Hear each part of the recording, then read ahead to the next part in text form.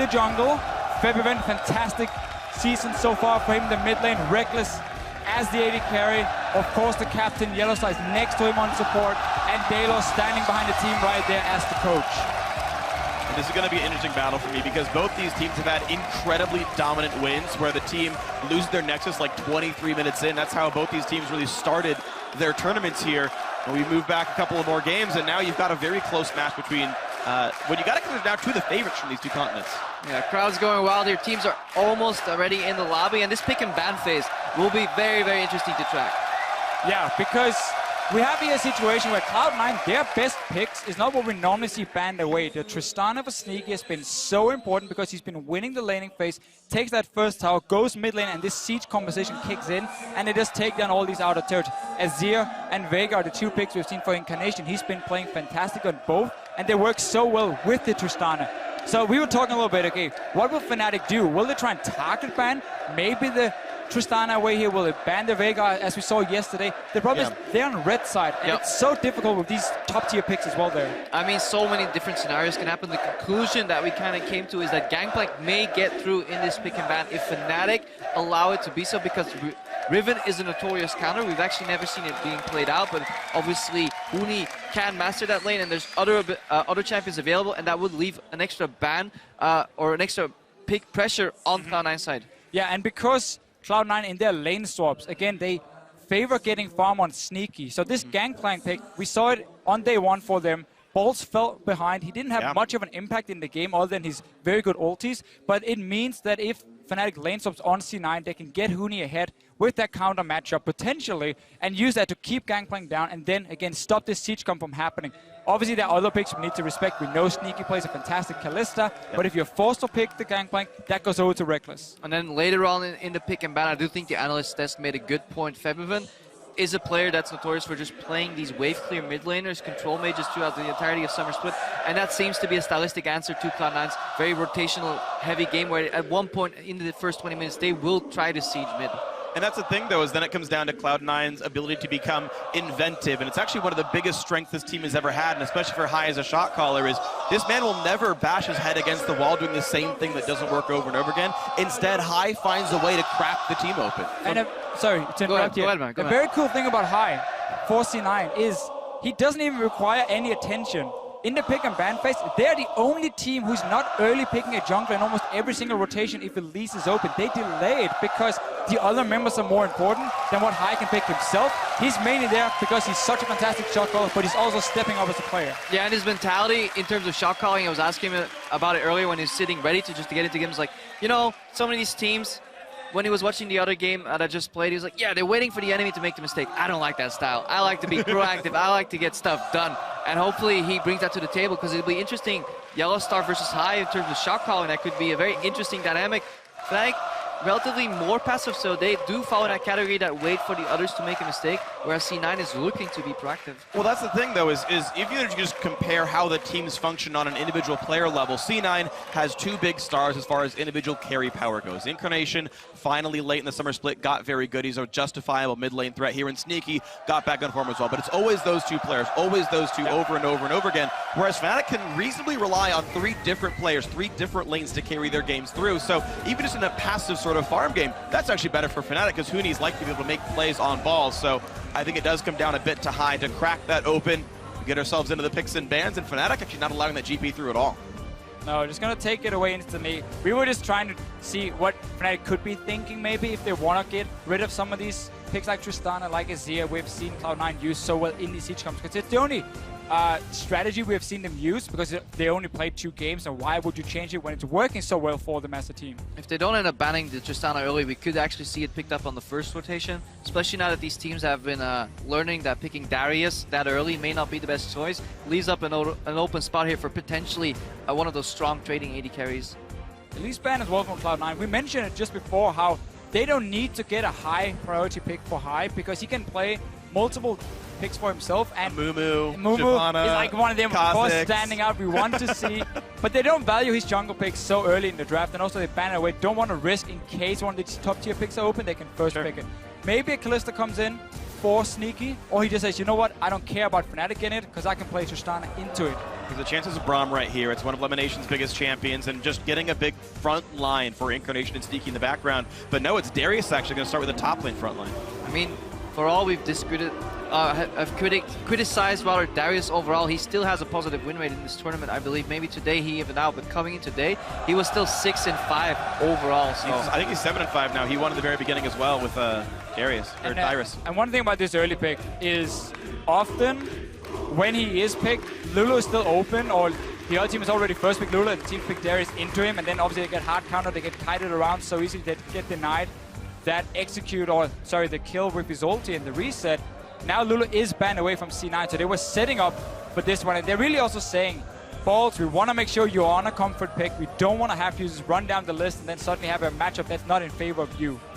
Kalista, open now as well, has been very strong, especially if you have a support that likes going aggressive. Yellowstar doesn't really strike me as that play style, whereas Miffy is very in your face, and then having Fate's Call to reposition helps you a lot. And Fnatic, that's locked in, so early Sivir, Gragas here, very, very safe picks. Yeah, 2 times already Fnatic's played Sivir. They really value their picks so highly on Reckless. The entire team benefits from it when you run triple threat.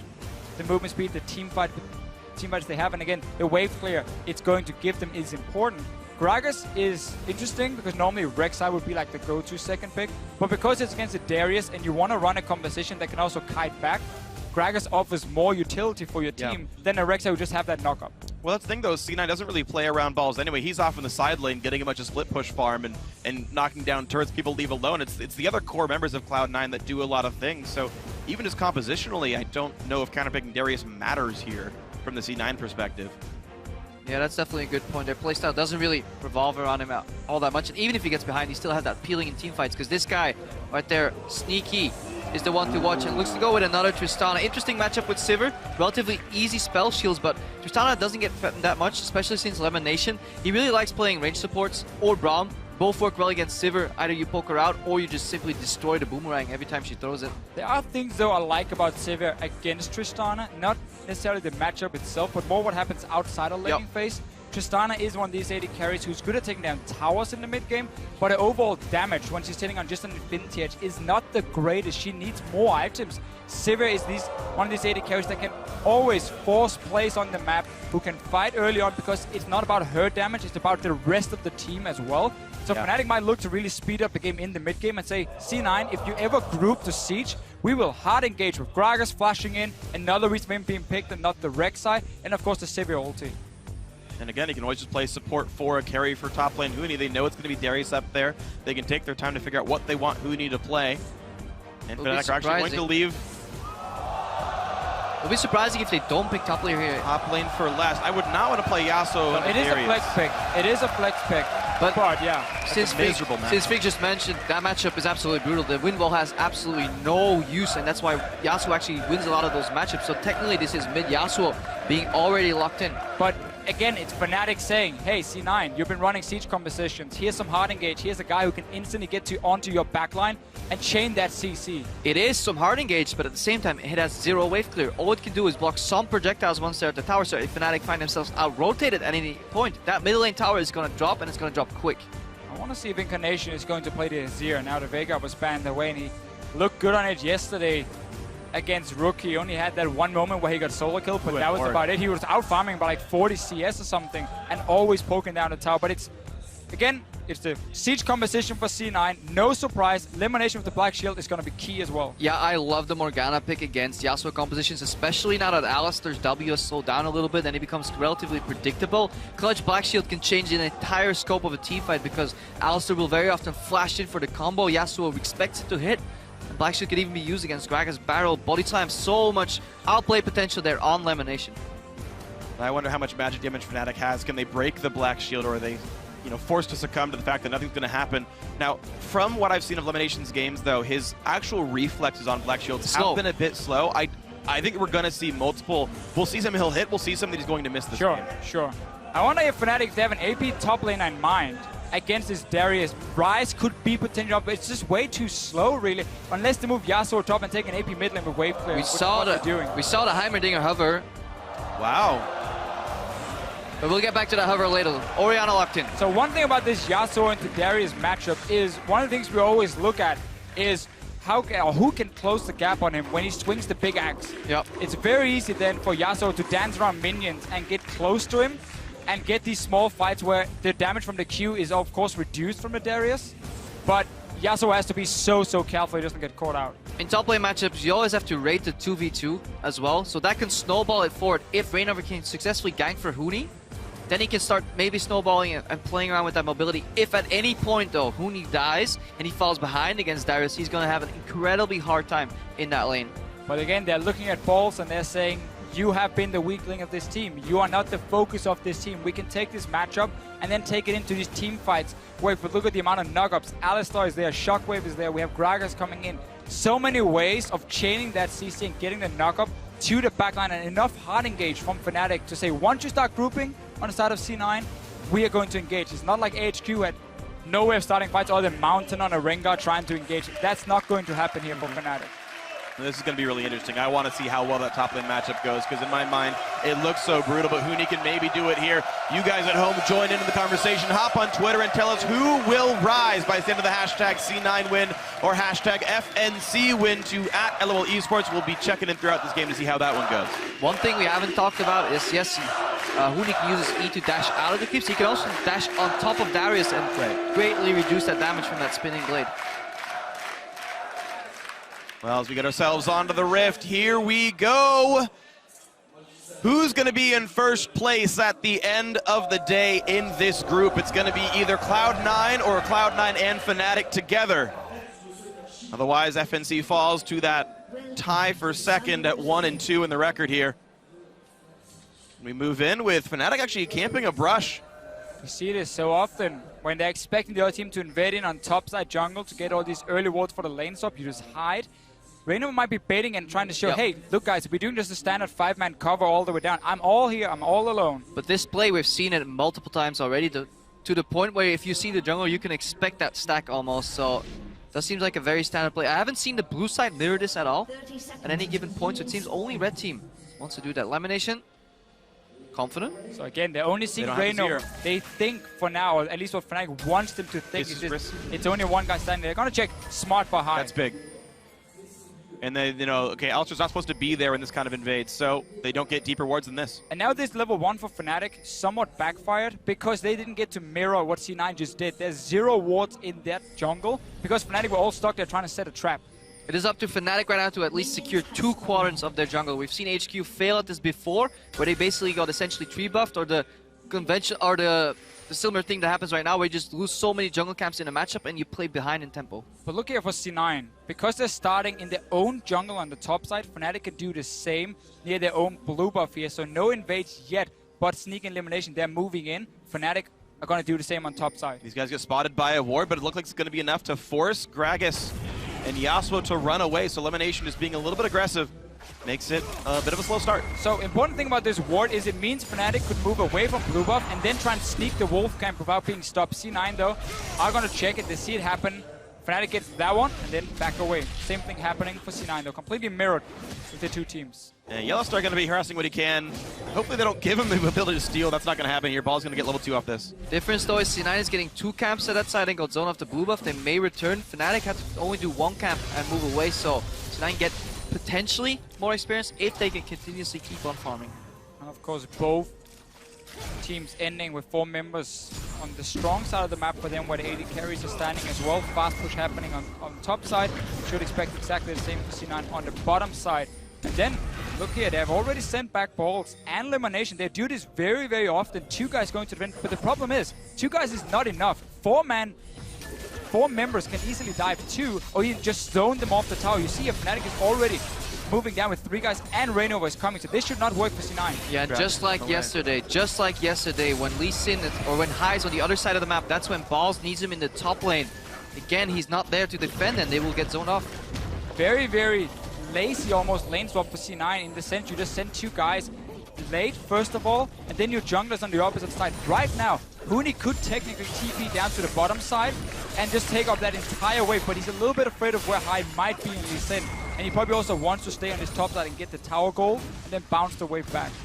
All right, looks like Sneaky's gonna be solo pushing this turret down. Does get it down to half, and even still on both these waves right now, just to keep track and do some bookkeeping. All the waves are getting lost, but this will be the first turret kill very easily.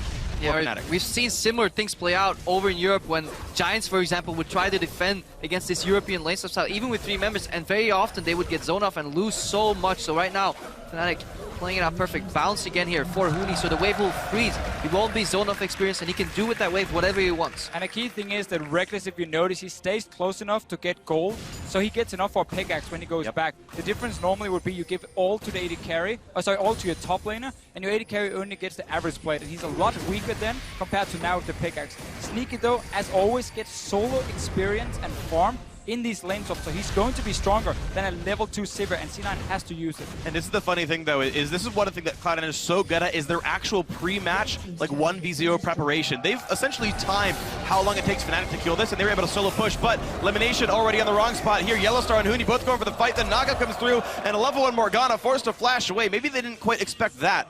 But Tristana is far ahead of the Sivir when that matchup finally does play out. Oh, they're going for Reckless down bottom lane. Spell shield used on the rocket jump. TP in for balls, and Reckless has basically nowhere to go. Somebody he'll pop, but Sneaky's gonna be fine. He gets away from the pole, has to flash to deal damage, and Reckless gets out. Huni TP's in, and he's on the chase. He's got the knockup available. Elimination still running around, he's trying to execute. Oh, the flash! Febiven's gonna get it! First blood goes to Febiven from Fnatic. And what a big misplay by Balls. That apprehend has to stick. You can even flash first to guarantee that you landed. C9 could have had a first blood, but instead they get turned around. Reckless lift, that's a kill difference again. And they drop first blood here. High. Reckless though needs to know that more people can be on the bottom side, because we haven't seen High yet so far in this match. He only showed very, very quickly and then walked back into the jungle and hit himself.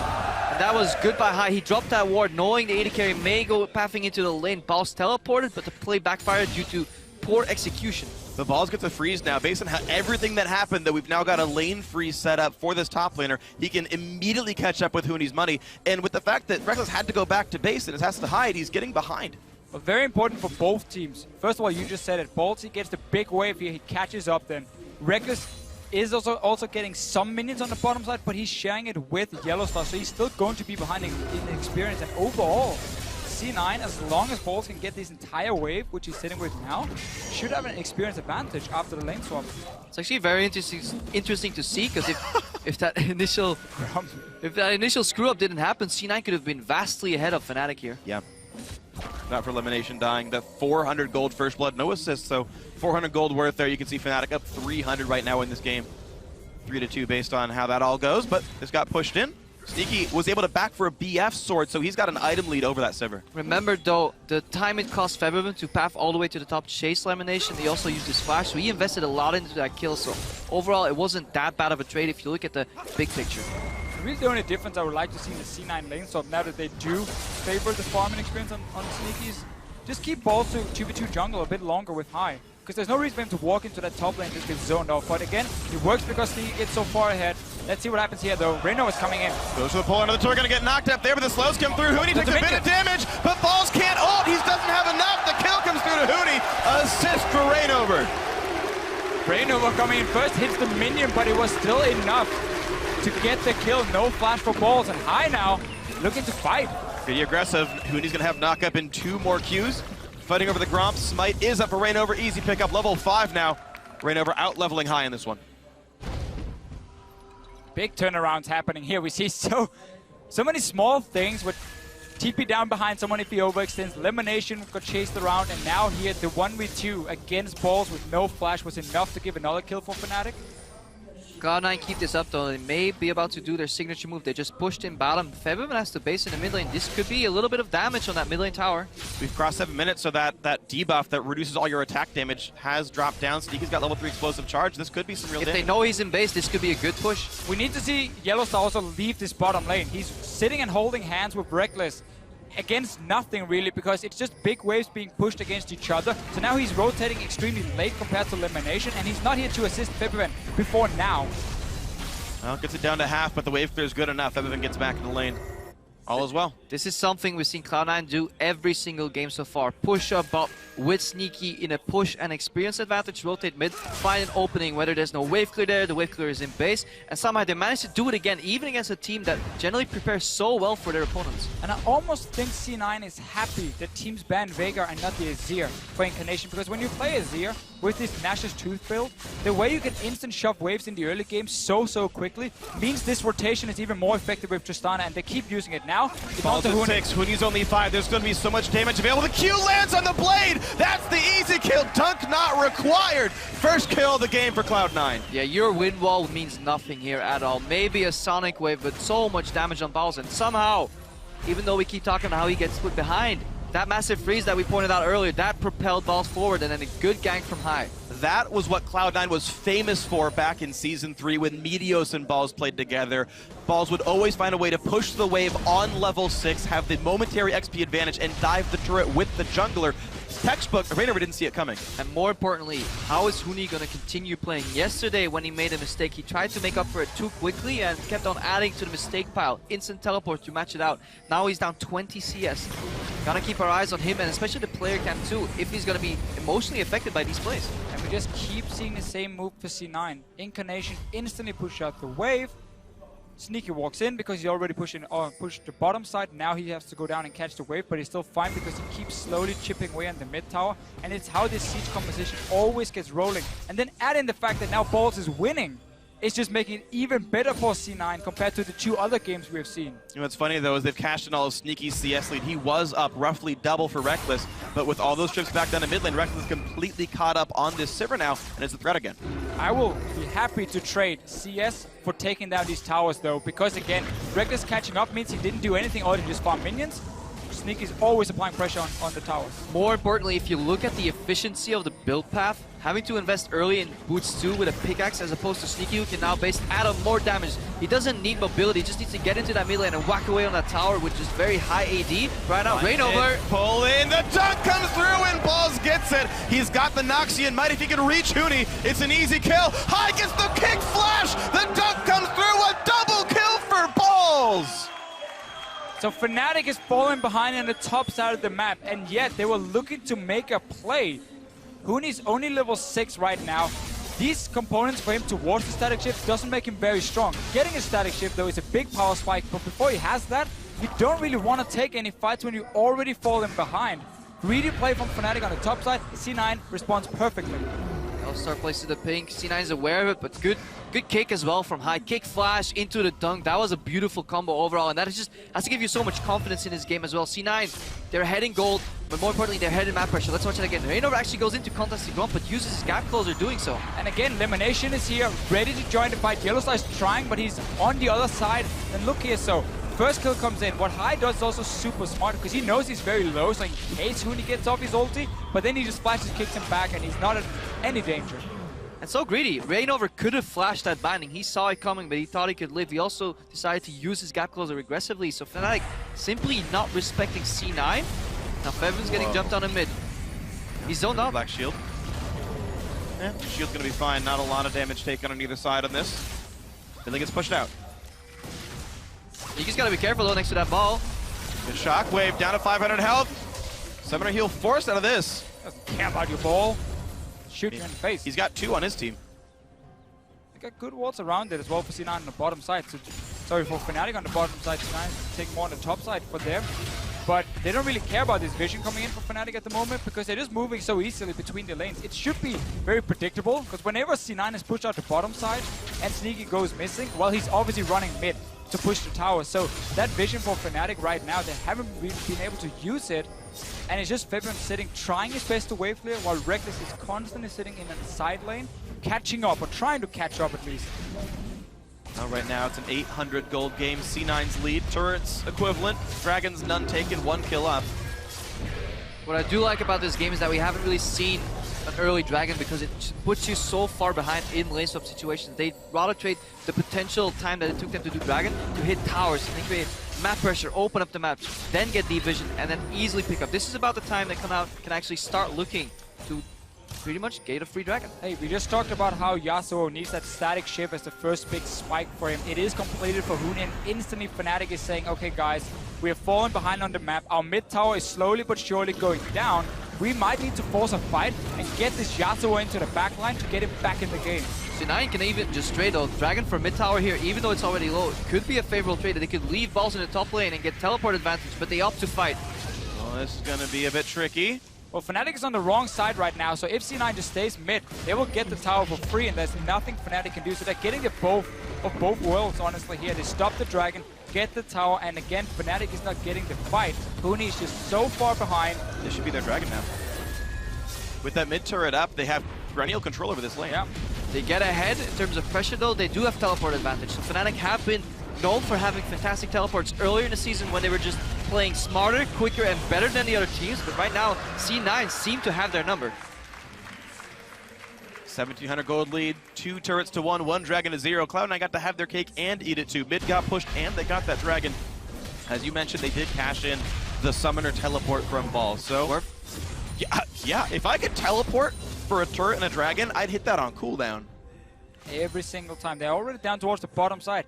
That's always the beautiful thing about Tristana Azir. They're never really going to stop pushing your towers. They're just going to look for the next one. And they're going for it. The wave is Reckless at the moment. Peppermint is stuck in mid lane because C9 is always pushing minions faster. All 5 are here, and this reinforcements are slowly walking in. Huni is still pushing the top lane out, but bot lane tier 2 will already fall out of this one. Yesterday, C9 played Azir Tristana and Balls was behind on his top lane champion, and he kind of didn't do much in the early game, but still worked later in the game. Now Balls is actually ahead, so these should be some very destructive team fights for Cloud9 later on, especially once we start approaching Baron timing. Those baits will be punished very, very hard. There's a small benefit here for C9 after that bottom lane tier 2 turret goes down. Their outer is still up, which means C9 can actually push the wave even farther and often reduce the chance for Reckless to actually kill the outer turret as a trade for something else. C9's ability to push top lane with their AD carry is actually here. We're only 15 minutes in. They've Yeah. already taken out 3 towers. Top lane tier 1 is still alive. And Fnatic has barely been able to do anything in a response because they're always just trying to catch up. Keep highlighting how fast C9 can push their waves and then rotate before Fnatic can even react. And unless we see that hard engage 5 versus 5, Fnatic won't be able to stop this push from happening. C9 are punishing Fnatic here for opting so much power into the team fight. Just picking that Sivir early, just picking it for the team, really hasn't done anything in this matchup. Sacrifice some farm to get Huni ahead. Huni then misplayed Gr.B. How does Fnatic really answer this? They need to force a favorable team fight with a good shockwave somewhere, but I don't think C9 will let that happen. I think you have to sacrifice your top tower and just hard engage these 3 guys down the bottom side with teleport. TP advantage. And just try and get that fight and the tower. He's TPing in now behind them, so they're going for it. Flash engage comes in, Black Shield onto Sneaky. High can disengage someone with the kick, flashes in, and binds on different people. High's the first kill though, goes to Reckless. Huni's on the chase, Sneaky has to flash away. A 1-for-0 so far for Fnatic. Top lane outer should be going down, but the flash engage, holy cow! Huni gets it by himself. And that was the play to make for Fnatic because you're just slowly losing, but you had that TP advantage you guys highlighted earlier. Yes, the tower will go down, but you get the bot tower as well, and 2 kills. Yellow Star, though, for some reason, just died. In the wrong spot, didn't pop his ulti. Again, this is similar to yesterday. C9 was making a losing play, but then somehow Incarnation shows up and gets 2 kills. Right now, he's zoning up 3 members, keeping 4 of them busy. Balls is walking away at the top tower. Well, Lemon walks in and gets himself killed on this one. 4 assists. Well, assisting. Killing 4 is 3 assists. There we go. But every death from Lemon Nation so far has bought so much time that Cloud9 can use and invest mostly into tower pushes. They don't care about dying if it buys them time to get this tower. And Balls is going to pick it up. Cloud9 actually able to use Balls as a battering ram here. A good matchup. I'm still a little curious that Huni picked into it, but C9 also setting up that laner has gone well. So again, it is the correct play to pull here. The Black Shield and Sneak, and Huni's not here just yet to jump on any target. So right now, C9 is just buying so much time for Balls and for Incarnation to move down from this mid lane in the end. Fnatic invest more than they wanted to get these kills. Actually, I think Huni going back into creeps, Sneaky thought he didn't have any flash. That's why he re-approached, because otherwise he would have assumed Huni would have already flashed on him. Huni actually did have flash and surprised Sneaky there. Good move by him. A little greedy on Sneaky's side, but overall, we can always see how much value that Black Shield is going to bring later into the fights. Once Sneaky picks up 2-3 items, gets more mobility, he's going to be very hard to catch. And you saw even his reflexes were good enough to buffer Rocket Jump against the body slam flash as well. He was even able to get away from most of it himself. Yeah, because that Black Shield was late. Yep. And luckily for him, it didn't get absorbed by the body slam, and then Yasuo Q couldn't proc it. Yeah, I think Fnatic went a little bit too early, honestly, because Huni was running from that ward at the red buff, and he was trying to get in range, but just wasn't there when the engage happened. I didn't see if the minions were dying for Fnatic, and it was kind of like the last call to go in, but just a little bit too early. They get the kills, they get a tower, but of course, because C9 could take 2 up on the top side, they're still going to be okay. Definitely need to keep our eyes on Yellowstar too. He's usually the one to at least make a good play and engage, but so far, hasn't really showed up on that Alistar. See if he can finally get a flank somewhere and set up Huni for that combo. Around this mid lane though, C9 for the last 5-6 minutes have had full control when it comes to the vision. A lot of defensive pink wards always being invested from them. They respect what Raynova and Yellowstar can do when it comes to roaming into the enemy jungle, take control and set up some of these dives here. And it's very smart when you have the TP disadvantage. And you just try and keep them out of your jungle. Don't give a good teleport location for Huni. He found one though, but still he had to run quite far around, and it was enough time for C9 to respond to that. And well, ward's going to be important then, and as we get ourselves into this dragon, 38 seconds away. Balls has TP, Huni does not. Problem is, not many turrets to kill, it's only mid lane tier 2. Yeah, this time there's no cross-map objectives really for that dragon, unless you count Baron Vision as one of them, so you may actually see a fight. Both these teams are known to take Baron instead of a dragon. Right at 20 minutes, the European and North American LCS, the most common to have early Barons in. I'm just looking at the confidence from Incarnation on this Azir. Always just standing there, poking away in Fnatic. He was stopping the recalls before. He's been pushing his lane 24/7. Not really been afraid of anything. And whenever he can perform like this, it opens up for Sneaky then to become that tower-killing monster and really give the goal lead to C9. Teamfight will break out here. Darius is running down as well from the top side. And Yellowstar is setting up for flank. Let's see if it comes in here. We've got the team skirting around. 800 health left on Dragon. Easily picked up for Rainover. I will not find his way in just yet. The All-Star's low, but he's on Alistar, so who cares about this one? Mid lane is under control for C9 if they want it. They're going to fight over blue buff for a second. Might find in a choke point here. Look for the Orianna Shockwave coming in. Oh, Balls is low. Knock up onto one. They're going to go right for the Darius. Has to flash away. The knockback still coming through. Reckless gets a nice crit. And the bounce come through, but now mid lane, again, is here for Cloud9 first. The team is still coming around. Huni does not have ultimate. That is an important cooldown miss, but Shockwave is up, as is Yellowstar's. And again, we see the value of that Black Shield. Yellowstar flank got completely negated, and then they didn't chain combo Balls down there. Balls could and would, or should have died rather, in that combo, but he managed to flash out in between the knockups. So, slightly misplayed there from Fnatic. And again, they left their mid lane open. Yeah, like their positioning for C9 after Dragon went down. Said, you know what, we're just going to zone you to the right side then, so you can quickly get back and defend your tower and at least get some damage on it, but not risking going into a straight up 5 versus 5 team fight, which is exactly what Fnatic wants. So they keep just avoiding the thing Fnatic wants the most. Yeah, there's a tremendous amount of zone control really on that Fnatic lineup. You have Sivir who can relatively tend to herself in these team fights, walk forward, backwards with a lot of mobility. Then you add Orianna Ball to that equation, and if you add a wind wall well placed in a choke point, it becomes incredibly hard for C9 members to follow up on a lot of damage. So we saw that's what Balls tried to do there, force his way in, but he just immediately got knocked up, and the rest of C9 had to disengage. Interesting item choice here by Lemonation. I usually like a lot of his item builds. I think he's one of the more unique supports in the world. But I personally don't really like Frostbeam's game, especially when you're matching up against the Sivir. I feel like matching the movement speed, getting Talisman of Ascension, and allowing your team to match that strength would be pretty valuable here. The gold you put into that item for no real defensive combat stats, you may as well have invested it into a Zeke's and just buffed up Sneaky. It is something we have seen a long time ago, though, against these Sivir compositions. So when she speeds up the team and runs at you, trying to slow them down. But definitely agree with you. It seems to be the thought process behind it. Huni, though, he's not really going to enjoy this one. Gets to knock up Hopsio, but he's going to get his shield back down. That's going to be enough to kill him. Oh, he flashed it. Gets him out in time. It's still a flash down. Can you really call it an outplay? Huni's missing a lot. Please, you can kill it. Not if it has flash. Really close. I was so close to actually finishing the animation, and Huni's even wasting a flash at the end there. And again, we so often see it's the other top laner who wins that one-on-one against Balls, but he's having a great game, honestly, on this Darius. He's winning those fights against Huni. That wasn't even close. I mean, he was so far ahead of him. And Huni even going for Trinity Force, so he's going to delay Infinity Edge. If you want to be a little bit more, if you want to be a little bit stronger in the one-on-one, but he's so far behind, he's not going to get that in time. C9 now have 4 pink wards on the map, Fnatic none. And that actually tells a vision story entirely. Fnatic struggling to even get vision on Barret. Literally 2 wards. 1 3 lone ward around the Baron is keeping them safe. And once C9 figures out what ward Fnatic is reacting to, because you will always change your behavior once you get spotted by a ward, then they can sweep it, or it will simply expire in about 50 seconds. Then Fnatic is going to be in trouble. C9 can also just wait for balls to take another fight against Huni, and then once he's down to barely any HP, or maybe even dead, you can then go for that play around the Baron, and balls can always TP in for himself, and you have a small advantage. A few seconds always matters quite a lot in these fights. There's a small item lead right here. If Sneaky backs, he has Static Shiv, and Reckless cannot, but right now they're playing around the Baron bait instead. They look to find Yellowstar. The knockback is there. He will get himself on the other side, but it's still 1,000 health left on Yellowstar. High force to run. Huni cancels the teleport, but the rest of Fnatic get out. However, that is a TP down. Balls in the exact same scenario. Huni has to run now from the bottom lane, and there's no ulti for Yellowstar, so he's basically out of this fight. Maybe sacrifices himself for a knock-up to get Huni going in. But he can land the knock-up, though, and the thing is there's no ult left for Incarnation. It's going to be onto this one. Binding hits on one. Ferrinova's close by. He's going to try to get this one. The kick comes through. Shockwave onto a few, and down goes the big members.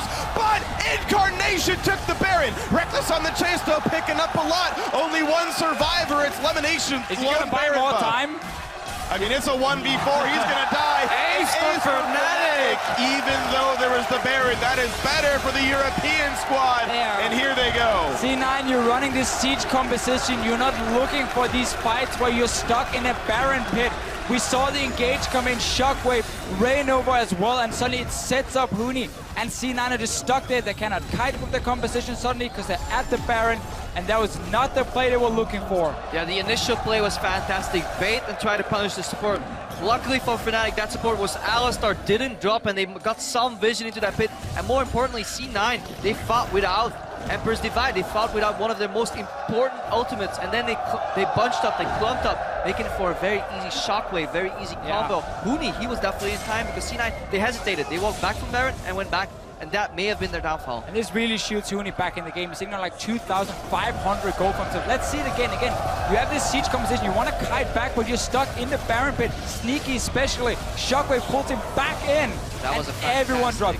Febiven, we so rarely talk about him, but every single game he plays, he's just consistently so good, and he's always that backbone for Fnatic. Even him walking into the bind there was exactly what was necessary because C9 didn't have the time or just the audacity to turn and focus him because he would not drop there. Then his ball was perfectly placed for that Shockwave, even denying the rocket jump from Tristana there, and he really carried that fight. Huni came in the end. All he had to do was press hard to pick up a couple kills, but Fnatic pulling the trigger. And he gets the Trinity Force now for himself. What I did like about it for him is he never really had 1,550 gold to go back and use, so he had this cheaper components of the Trinity Force. It is ready. Another fight is going to break out, though. Black Shield's down now. They break the Black Shield. Yes, they do. And off on the side is high. He's taking so much damage. Ball's low as well. Team's disengaging back and forth, but Huni gets the knock, but he kills off one. He kills off two. Fnatic completely in control here of a 1,000 gold lead. They grow it to 2, and they grow for Dragon number 2. Huni Houdini makes Lamination, and balls disappear instantly. So far behind in the early game, but this time Fnatic can get him back into the game, and now he can start carrying. And he's going to keep carrying. 5, 2, and 5. Everything's going well now for Fnatic. That one bad Baron call opened the game back up, and Fnatic said thank you very much, kicked the door down, and now they're setting up shop. C9 even had that mid tower they could have gone for instead. Like, it wasn't like there was nothing else to do on the map than go Baron before. You're going to see another fight, though. Elimination of Black Shield onto Bolt, but not really the right target. Yeah, you can't Black Shield. Yeah, even though you prevent the combo, it's Balls is going to drop. Balls should have instantly flashed out. Look where Sneaky is. In a lot of winning fights for Cloud9, Sneaky is always positioning at the edge, continuously dealing damage. This time he is zoned. He didn't hit a single target in that fight, so overall, C9, they were not on the same page. With this build here from Huni, again, as we just highlighted before, some of the cheaper components, so he kept being okay, at least, even though he was behind. Now he got that massive boost from some of the kills we've seen the last few minutes, so he's really getting towards his late game, where of course this Yasuo is going to be absolutely insane. And the same we can say for Febiven. Just sitting in that mid lane, going even at first with Incarnation and Farm, but the shockwaves in the team fights, they're going to be key in the future for Fnatic, and he's obviously already sitting on 3 items as well. Yeah, both these mid laners actually scale fantastically. Two of the best scaling mid laners in the game, in my opinion. So going late game, it is still anybody's game because later on Azir can turn and fight around, but the same way Orianna can. And being two of the best mid lane players here at the World Championships so far, both Incarnation and Febiven had great games. all across the board. Oh, dear Lord. Elimination. Black shields himself to survive, but he's gone. Oh, just out of range. 2 ults popped. Barely made it out of that one. Barely. Oof. Fight was explosive. All right, well, Fnatic get turret number 5. They've equalized this score for themselves. By all rights, this team is now winning here. And again, it is a 3-threat composition. They've got very big tanks in the front line of full tank Gragas plus an Alistar. C9 can't hope to compete with that. Yeah, this is the style we're used to seeing from Fnatic. Triple threat consistently, similar to Origin, both European teams here.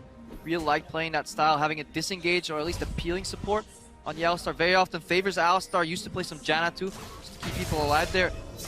It does have some weaknesses if it falls behind too early, but there's always a comeback potential, especially with Baron, because it's so valuable for all these carries.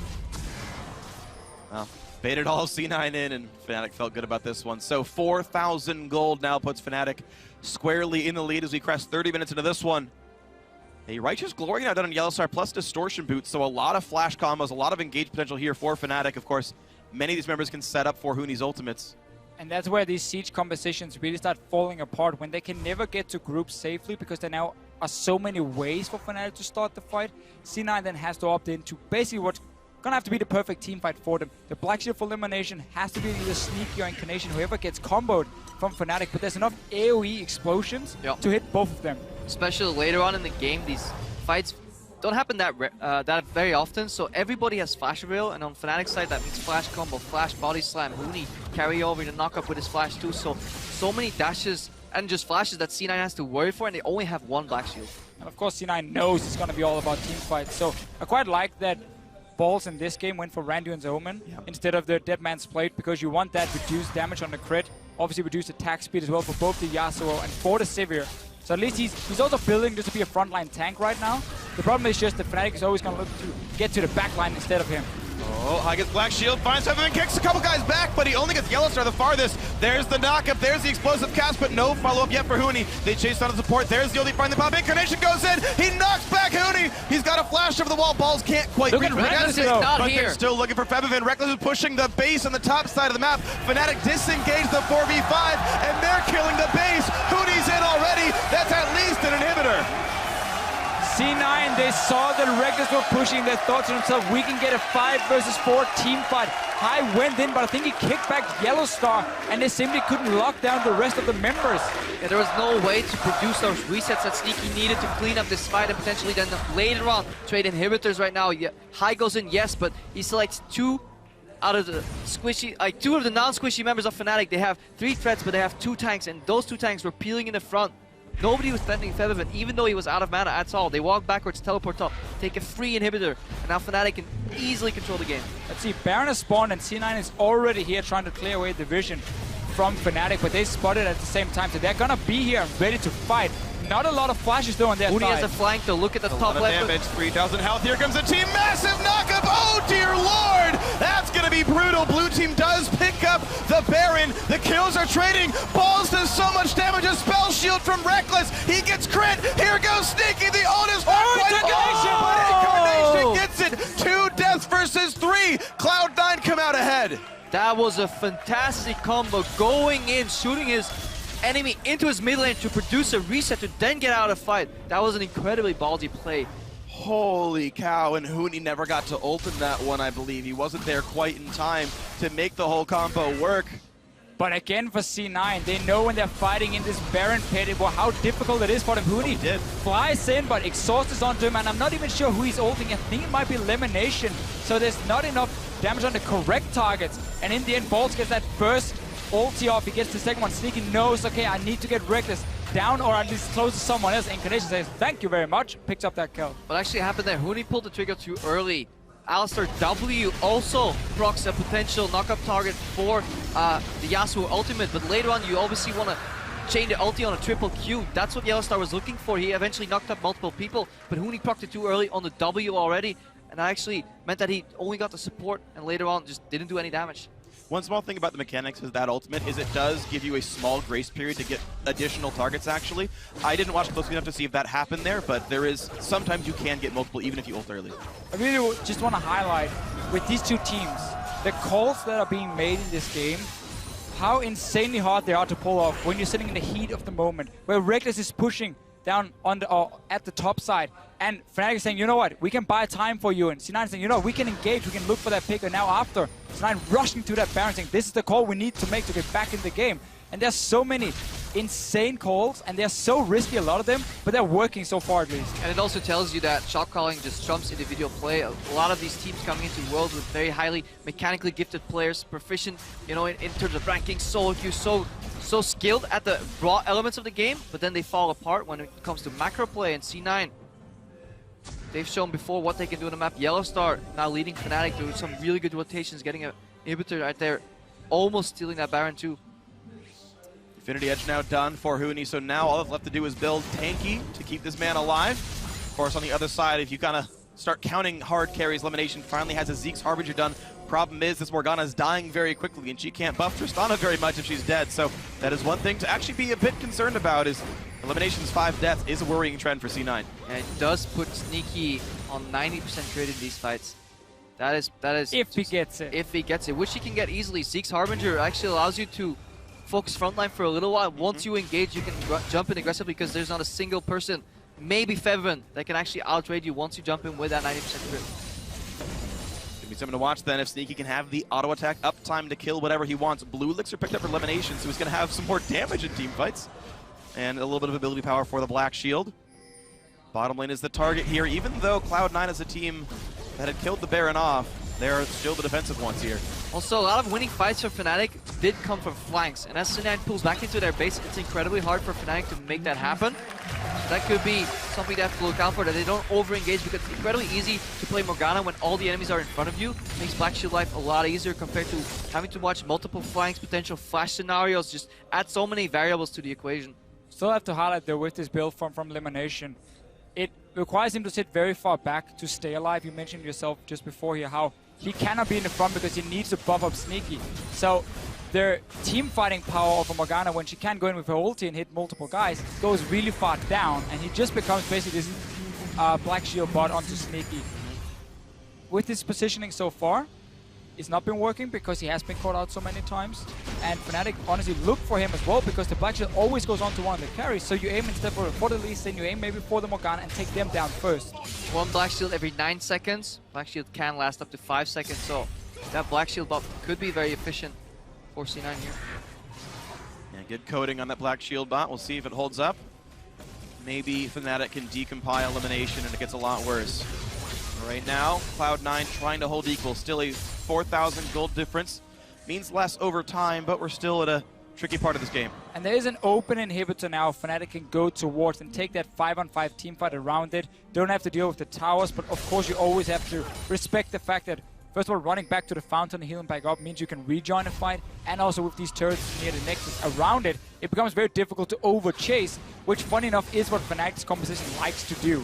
Jump into that backline, get very deep inside the enemy base, and that can be tricky. So C9 should be able to hold this defense for 2 more minutes, and Fnatic might just say, guys, let's wait for Baron, let's play it a little bit safe, and then we can maybe bait a fight around that area. As impressive as the out rotation was for that inhibitor up top, they didn't really get too much value out of it. A couple outer towers fell that could have fallen otherwise too. The game is pretty even right now. I think have a mild goal lead, but a good map move can negate that immediately. Yeah, Cloud9 known for good map moves, but Fnatic have made plenty of good choices themselves in this game, still sitting 14-8 in kills in favor of the Europeans. Hey, Huni's basing, he may be looking for a teleport. If he picks up home guards, he could use one of those faraway wards to flank potentially. Size not too base, sticks bot. Fnatic doesn't want that very predictable engage, so he needs to probably sneak behind. Again though, for Fnatic, you can just wait for that Baron. Clear that area, because it's 2 dragons to 2, so there's no 5 dragons happening in this game here. That's too far out. No vision, he hasn't been spotted yet. No pings have gone on him. 2 pink wards on the side of Fnatic around this Baron, or 2 in the inventory. They saw Huni. So they see him for now. Huni's doing wolves. Alright, now it's going to do Gr.B. And they see balls in the bot lane as well. They might square off easily. Baron in 50, Dragon in 55. Makes the Dragon scary without ward control, which right now C9 does not have at all on that Baron River. Their site stone's nearly empty. Only Elimination has a ward at all. C9 are just trying to push Fnatic back so they can move into the Baron area themselves and clear away these pink wards just placed. So you have this fight where Fnatic is trying to avoid them moving in there, but because of Incarnation and his long-range poke, it's enough for C9 to get at least the first pink ward, but still a very, very close battle between the teams. When he's sitting on 2,000 gold, which means he actually wants to base and shop, get an item, perhaps upgrade his boots into home guards, but this does give a favorable wave here for Cloud9 on the bot lane. That's what split pushing is all about. When neither team can really make a mark or dent in the mid lane, it does become all about watching that side lane. And there is a dent to be made in that side lane. Of course, Balls has so much armor now with a Thornmail. Huni can't really get through him, so that's an unequitable lane there. C9 get that one pushed in as well. Always something to keep in mind. He really has to land that ulti for that armor pen, and even then, it's going to be incredibly hard. Yeah, he's going to save it for the big team fights. Going 1v1 this late in the game has no value really for both these top laners. Balls is he has the big tank in the front line. Hoonies, he has the assassin who wants to get the back line. If these fights go long, Huni can get multiple ultis out. His ulti is already down to 30 seconds cooldown. Needs to be careful though, dashing in forward, because Incarnation, again, he's always standing far up, always ready. He has a barrier as his only defense really, and then of course he trusts Elimination to give him the black shield in case he's too far forward. Elimination is actually starting to out-earn Yellowstar money-wise, even though Yellow's got 3 more assists there. Just it's a better gold generation item, honestly. Organa gets a ton of money, and that can matter, getting your next big item in. Yeah, mid-game, nobody waits to give you those relic stacks. That time is long, long gone. Even fighting against his own turret, and look at that, Sneaky was able to solo the dragon. Bot lane was still pushed out, C9 controlled mid.